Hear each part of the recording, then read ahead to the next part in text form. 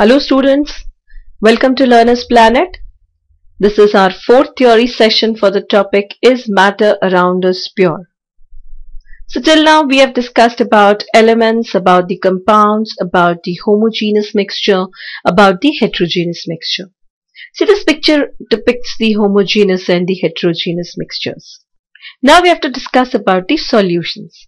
Solution, as soon as I say solution, one thing comes in mind. It is the water in which you are dissolving something. There's the salt solution, sugar solution, alcohol and water. That is also a solution. The solution is a mixture of two components which do not react with each other. Right? A solution can be, say, solid solution. One solid is present in the other. Say, for example, alloy. Say, for example, brass, copper and zinc. It is an alloy of copper and zinc. So copper is present in large amounts and a small amount of zinc is added to it.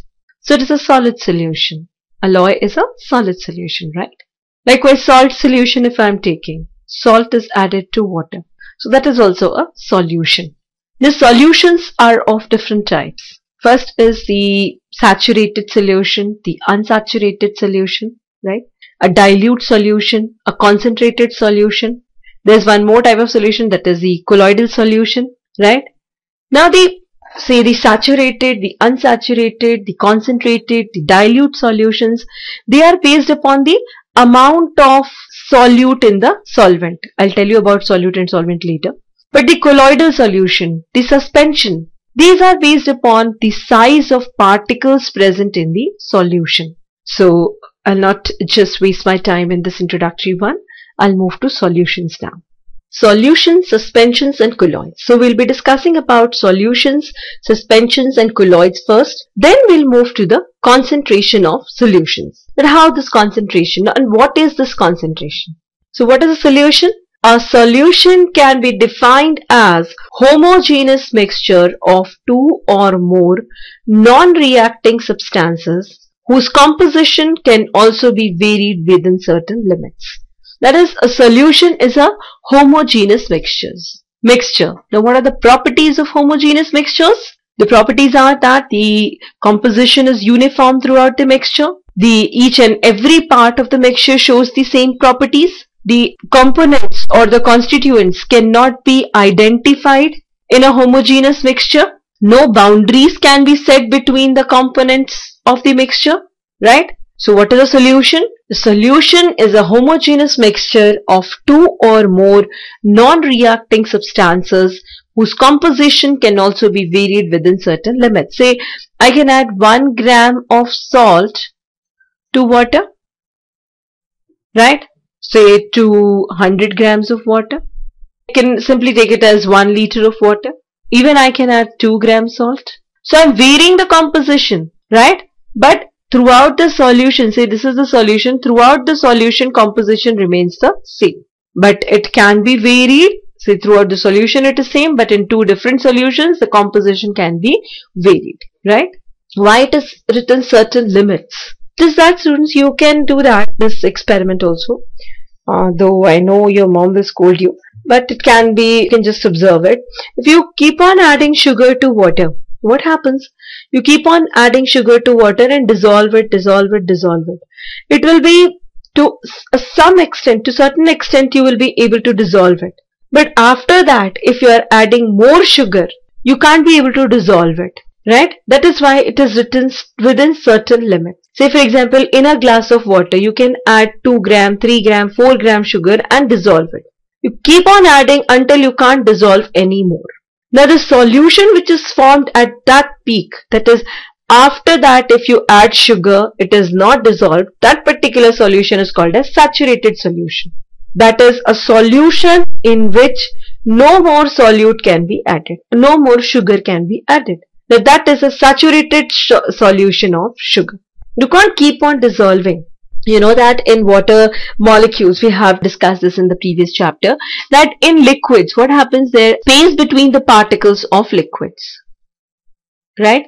Now to this, if a solid is added in the form of sugar, in the form of salt, if it is added, what will happen? These spaces will be occupied by whom? by the solids. But there has to be certain limit to it, students. See, if all the vacant spaces have been occupied by sugar particles, no more sugar or no more solid can be dissolved.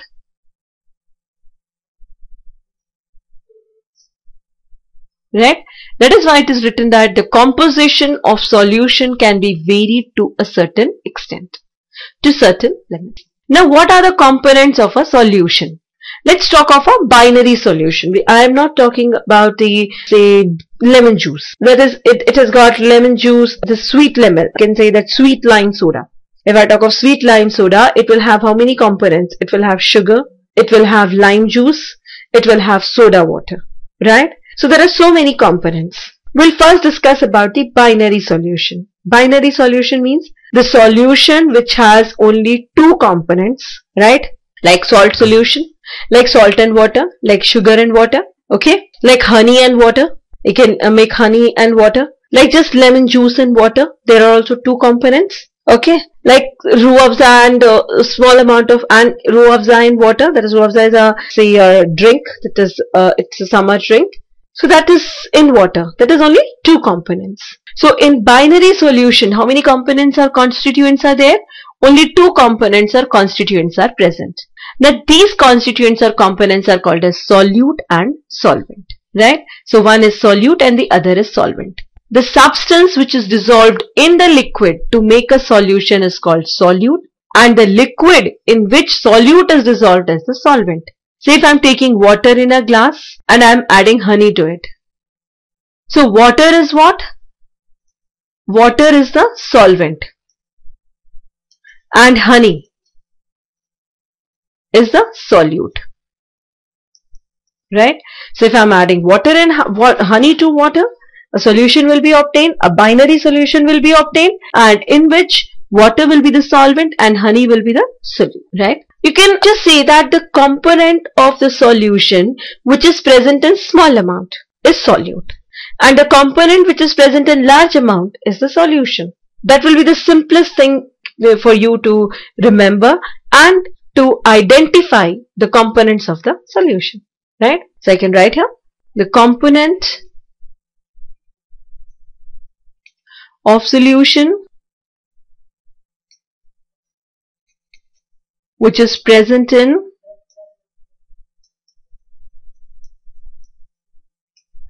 small amount is what? Is solute, and which is present in large amount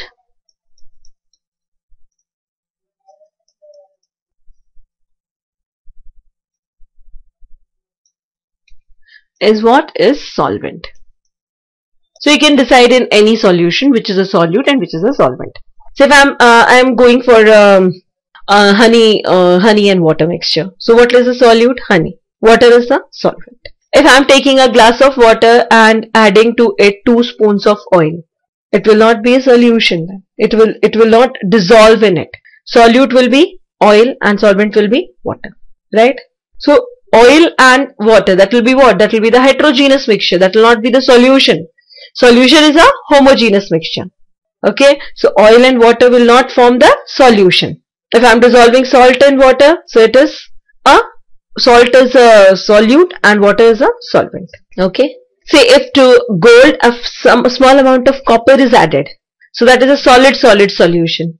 Copper acts as solvent and gold acts as solute. Sorry, gold acts as solvent and copper acts as solute. So students, don't get stick to it that solution can be made from only solid and liquid. There are solid solutions also, right? And the component which is present in large amount is the solvent, and the one which is present in small amount is the solute. The solute particles are also called dispersed particles, and solvent is also known as dispersion medium. Obviously there is nothing like that. Say solute particles, they are dispersed between, see here, these are the liquid particles, green ones, and within this the red particles are dispersed. So the solute particles are called as what? Dispersed phase or the dispersed particles, and the liquid particles are called as what? Dispersion medium. Solution made by dissolving various solutes in water is called as aqueous solution. Aqueous is the word used for water. aqua. So solutions made by dissolving solute in water is what? Aqueous solution. Right? Now let's see some of the properties of solution. First of all, a solution is homogeneous in nature. Homogeneous, I have explained you. No clear boundaries between the components. The constituents cannot be identified. Uniform composition throughout. And every part of the solution shows similar property. So oil in water is not a solution because oil will not dissolve in water. All components or constituents present in a solution are present in the same phase, right? They are present in the same phase, that is, they are present in the liquid phase or they are present in the solid phase, or this phase is the same. It's not that you have added sugar, you have dissolved sugar in water. So sugar particles are present as solid and water as liquid. No, they are all present in the same phase. The size of the solute particles in the solution is extremely small. It is less than 1 nanometer in diameter. So can you see the particles in a solution? So if I'm mixing honey in water, if I'm mixing a small amount of orange juice in water, or if I'm mixing a small amount of lemon juice in water, can you see the particles of lemon there? No. There are two different particles. The particles of lemon juice. Lemon juice contains ascorbic acid. So there will be particles of ascorbic acid, right? So can you see the particles of ascorbic acid in water? So I'm dissolving, I'm taking this container vessel and there is water in it. To this I am adding lemon juice. Now after dissolution, can I see the particles of ascorbic acid there? Because ascorbic acid is present in lemon juice. That is vitamin C. Vitamin C you must be knowing. So I can't see the particles. Why? Because the particles, their size is very, very less. It is just 1 nanometer in diameter. So these particles cannot be seen. These particles even cannot be seen with a microscope. They're so small that the particles in the solution cannot be seen even with the microscope. Getting my point? So in a true solution, the particles cannot be seen with the naked eye and even with a microscope. The particles of a solution are very small. Rather, they are so small that they can even pass through the pores of even fine filter papers. So solute cannot be separated from solvent by filtration. So the particles of a solution are so small. You have seen it. It is how much? What is the size? It is 1 nanometer. So small that they can even pass through the pores of fine filter paper. So solute cannot be separated from the solvent by filtration. I can't separate sugar from a sugar solution. I can't separate honey from honey solution. Honey plus water. I can't separate these two by filtration. I'll have to employ some other method. Because the size of the particles is very, very small. I can't separate salt particles from salt water solution. Why? Because the particles of this solution are very, very small, that is 1 nanometer. How? By filtration. I can of course separate it by evaporation, but by filtration I can't separate. Okay? Particles of solution cannot be separated by filtration because they are very, very small. The solutions are very stable. The particles of solute present in it do not settle down. So you'll never find sugar settled down unless or until the concentration is very, very high. Say if in 1 glass of sugar you will add half kg of, say in 1 glass of water, in 1 glass of water if you are adding say 250 grams of sugar, then only the particles of sugar will settle down. Otherwise, if you are adding say 2 teaspoons of sugar in a glass of water, sugar particles will not be settled down. A true solution doesn't scatter light. See, through a true solution, the light can pass through it. The light can pass through it, through the true solution. It doesn't scatter. You'll not see the colors, right? So these are the properties of the solution. I hope you have understood this. Now we'll take up the suspensions. Suspensions. Those substances which are insoluble in water form suspensions. Say for example, chalk water, mud water, sand plus water. Sand doesn't dissolve in water. Then what will happen? So if I just mix some sand in this bucket of water and keep it, what will happen? The sand will not dissolve in it and the sand particles will settle at the bottom. Right? You can see the sand particles. They are bigger in size. So those substances, all the sand particles, if you have to keep it for long so that the sand particles get settled. If I'm just stirring it, you can see the particles over there. So this is how a suspension is formed. Muddy water, that is also a suspension. Chalk in water is also a suspension. Wheat flour in water is also a suspension. Okay, plaster of Paris in water is also a suspension. A suspension, this POP, this if you dissolve in water, it gets settled. It doesn't form a uniform solution. It absorbs water and it gets hardened up, right? See, this brick powder, you can mix in water, it is insoluble, so it will form a suspension. Now, a suspension may be defined as a heterogeneous mixture. What is a heterogeneous mixture? In which the composition is not uniform throughout. The particles, the constituents or the components in the mixture can be identified. We can set a boundary between the components of the mixture, right? So can be defined as a heterogeneous mixture in which the solid particles are spread throughout the liquid without dissolving in it.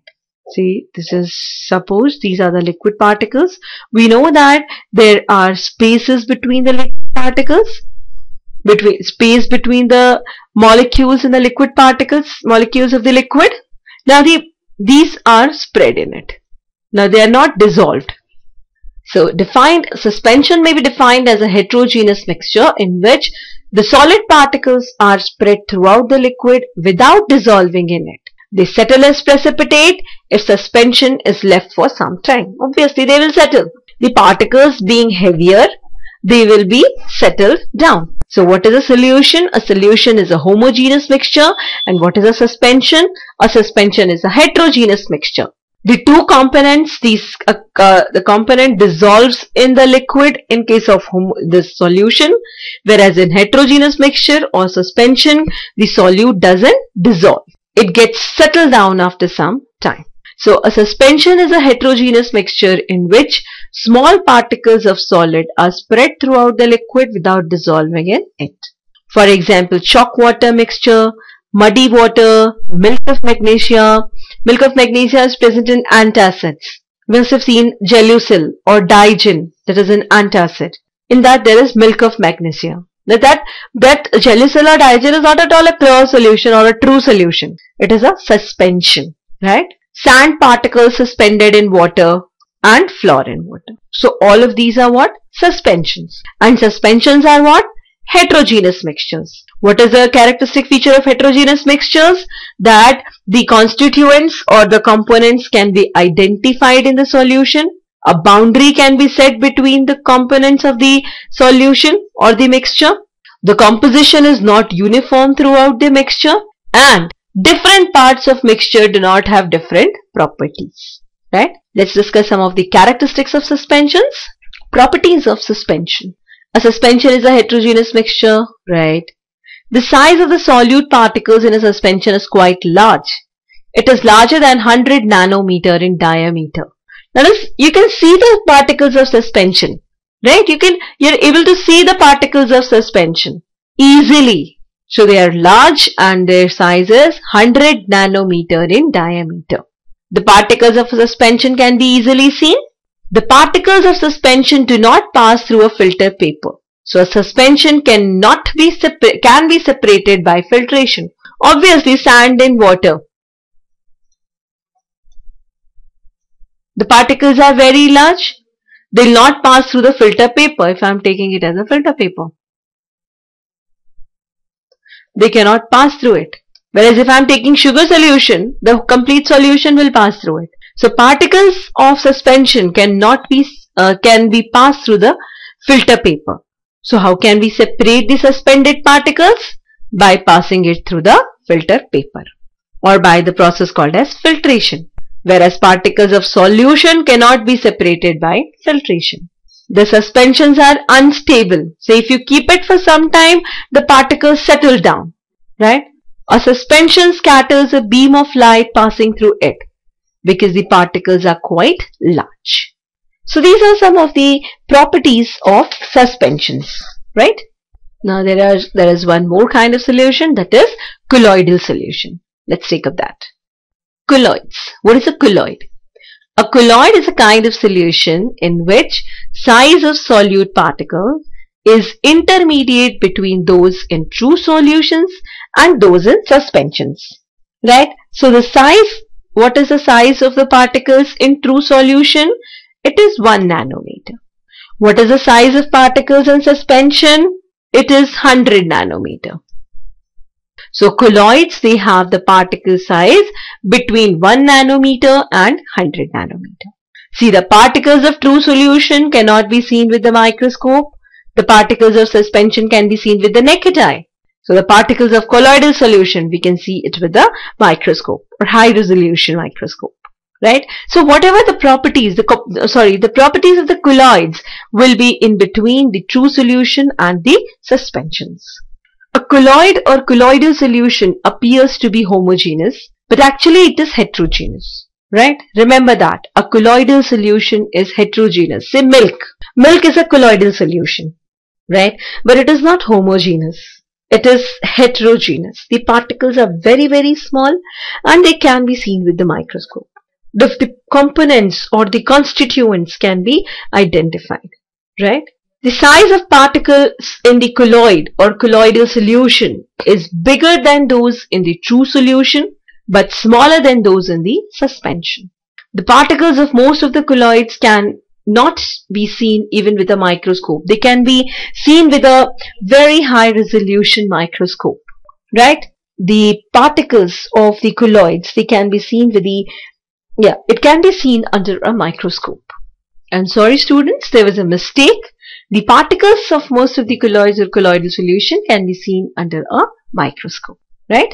So these are the colloids. Now in colloids, there are two phases. One must be the solute and other the solvent.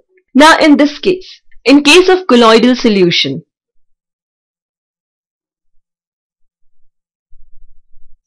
say for example milk, blood,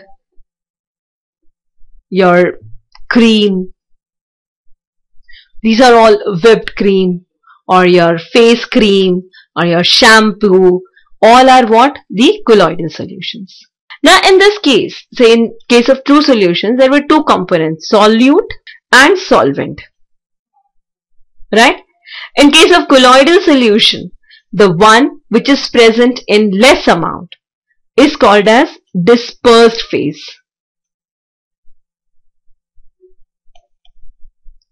And the one which is present in large amount is called as dispersion medium.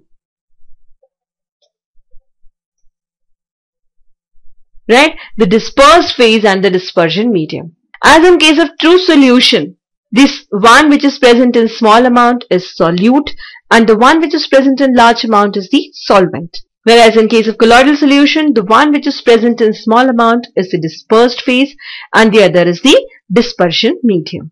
Let's take a few more properties of colloids. The particles of a colloid can pass through a filter paper.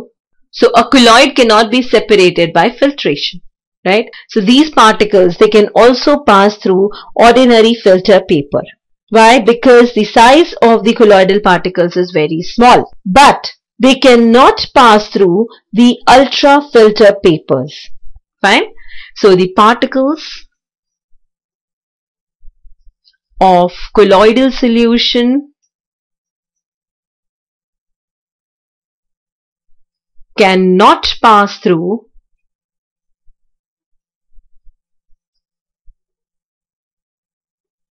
special filter papers called as ultra filter papers.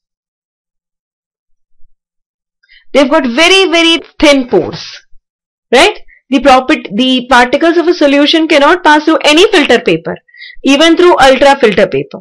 The particles of a true solution can pass through the filter paper of any pore, even the ultra filter paper. But the particles of colloidal solution cannot pass through ultrafilter paper. They can pass through ordinary filter paper, right? So a colloidal solution can be separated by filtration by an ultrafilter paper. The colloids are quite stable. The particles of colloid do not separate out on keeping. Say starch solution.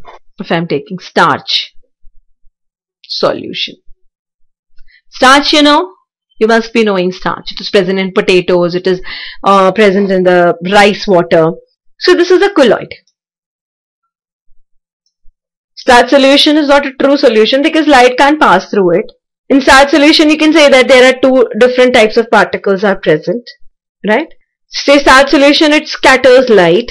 It is a colloidal solution. Now these particles, they can pass through ordinary filter paper, but through ultrafilter paper, the starch particles can be separated. Now if you keep starch solution for long, it will not happen like suspensions. So in suspensions, the solute particles settle at the bottom. It doesn't happen with the starch solution, right? A colloid scatters a beam of light passing through it. See, it scatters. It gives different colors. So these are the colloidal solutions. See, I would like to share something with you. That is, the colloidal particles, they scatter light and they give different colors, right? Say, colloidal solution, colloids. The example is smoke. Smoke is also a colloid, right? The smoke is colloid, fog is colloid, even cloud is colloid. Cloud contains the dust particles. That is also a colloid, right? Say, you see that sky appears blue in color. Why so? Is the sky blue in color actually? No, it is not like that.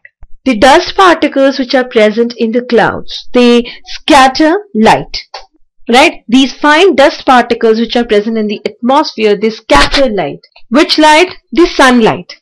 They scatter light and they give a blue tinge. So it's not that sky is blue in color. Sky appears to be blue in color because the dust particles present in the atmosphere scatter light. So that is a colloidal solution. Students, you must have seen the dirty clothes. They contain a lot of dirt in it, stains in it. What happens? Say if this is a piece of white cloth and it has got a stain over it. What your mother does? She'll wash it with a detergent. It can't be removed with plain water. So when we are washing it with a detergent, it just coagulates it and this dust particle can be removed. Detergents, they contain small particles which aggregate around the dust particle. Suppose this is a dust particle. I hope it is interesting. That is why I am telling you. So this is a dust particle and the small particles of detergent, they aggregate. And what has happened? The size has been increased. The size of dust particles has been increased. Why so? Because of the aggregation of these small particles. And this gets removed on rinsing in water. So this is increasing the size and forming a colloid. Right?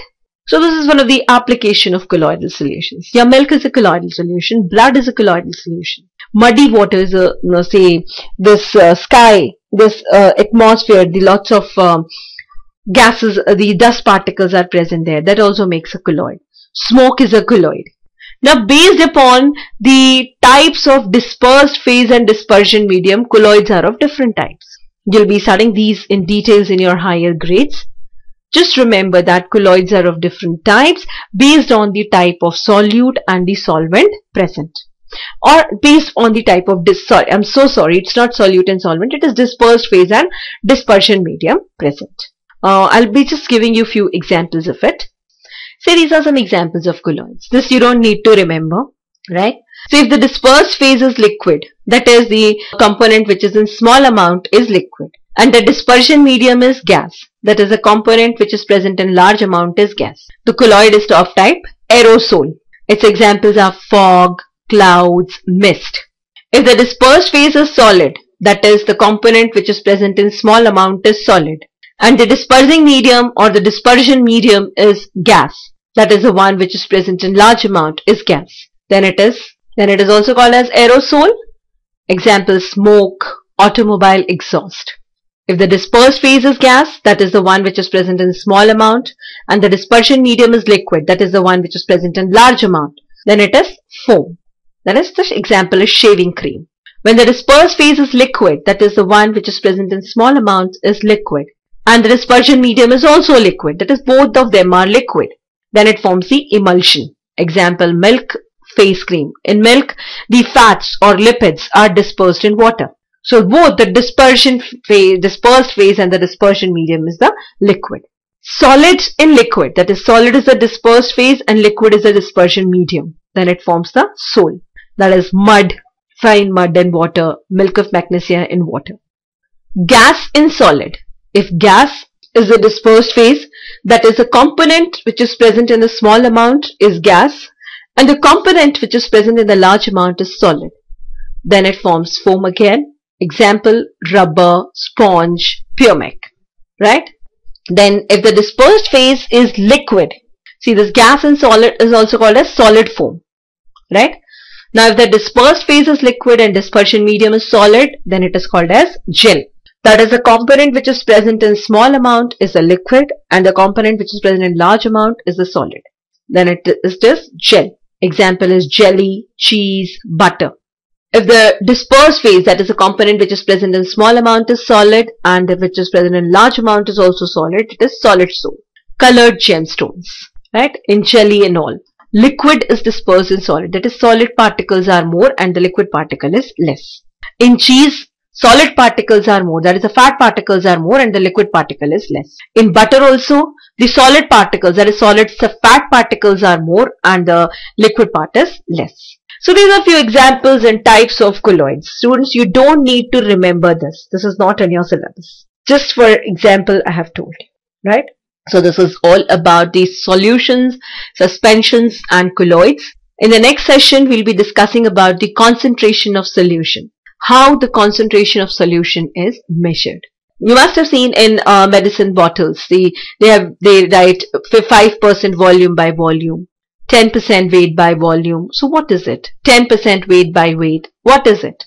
That is a concentration. That is how much of solid is present in how much of liquid. Or what is the weight of a particular solute in the particular solvent. So that is a concentration. We'll be discussing about concentration of a solution in our next session. I hope you have enjoyed this session, students, and this is just for your knowledge. This examples of colloids, this is not in your syllabus, so just you don't need to remember this, right? I was just telling you about colloids, so I thought I'll tell you about the examples of colloids also, which you are seeing daily, right? Thank you, students, for being with me, for listening patiently, and just go through your text so that the concepts are clear to you. Thank you once again and do have a nice time ahead.